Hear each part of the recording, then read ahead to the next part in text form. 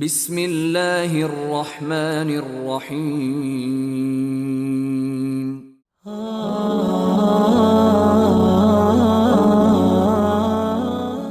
انہوں نے حضرت ام سلمہ رضی اللہ تعالیٰ عنہ سے روایت کی، انہوں نے کہا میں نے رسول اللہ صلی اللہ علیہ وسلم کو فرماتے ہوئے سنا، کوئی مسلمان نہیں جسے مصیبت پہنچے اور وہ وہی کچھ کہے جس کا اللہ نے اسے حکم دیا ہے، یقیناً ہم اللہ کے ہیں اور اسی کی طرف لوٹنے والے ہیں۔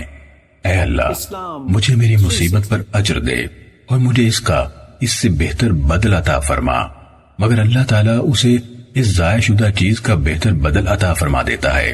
ام سلمہ رضی اللہ تعالیٰ عنہ نے کہا جب میرے خاوند ابو سلمہ رضی اللہ تعالیٰ عنہ فوت ہو گئے تو میں نے دل میں کہا کون سا مسلمان ابو سلمہ رضی اللہ تعالیٰ عنہ سے بہتر ہو سکتا ہے؟ وہ پہلا گھرانہ ہے جس نے رسول اللہ صلی اللہ علیہ وسلم کی طرف ہجرت کی۔ پھر میں نے وہ کلمات کہے تو اللہ تعالیٰ نے مجھے رسول اللہ صلی اللہ علیہ وسلم کی صورت میں اس کا بدل عطا فرما دیا۔ کہا رسول اللہ صلی اللہ علیہ وسلم نے اپنے لیے نکاح کا پیغام دیتے ہوئے حاتم بن ابی بلتہ رضی اللہ تعالیٰ عنہ کو میرے پاس بھیجا تو میں نے کہا میری ایک بیٹی ہے اور میں بہت غیرت کرنے والی ہوں۔